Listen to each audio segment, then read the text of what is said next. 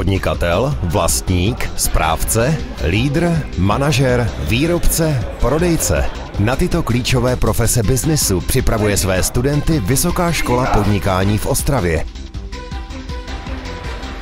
Dynamicky se rozvíjející vzdělávací instituce vstoupila do druhé dekády své existence. Výuka s profesní orientací a vyšším podílem praxe ve firmách je základem pro dosažení profesní zdatnosti během bakalářského stupně studia.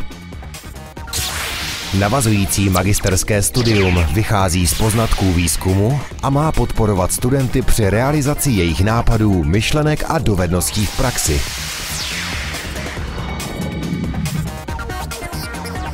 Školu jsem si vybral, abych v budoucnu mohl řídit rodinnou firmu. Myslím, že mi bude užitečná a že budu pracovat v nějaké mezinárodní společnosti. Chci otevřít podnik a chci být strůjcem svého času.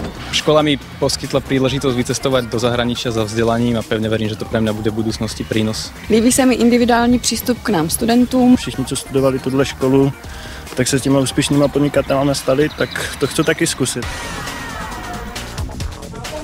Atraktivní výukové metody, školné garantované v neměnné výši po celou dobu studia, mezinárodní certifikát Diploma Supplement Label,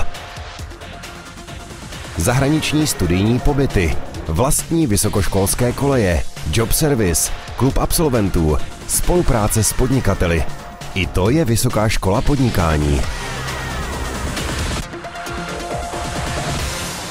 21. století bude stoletím podnikavých lidí a podnikavé ekonomiky. Na toto období proto připravujeme naše studenty.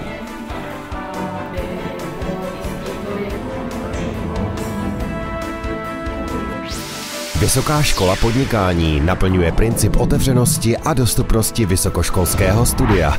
Proto ho poskytuje také na svých detašovaných pracovištích v České republice.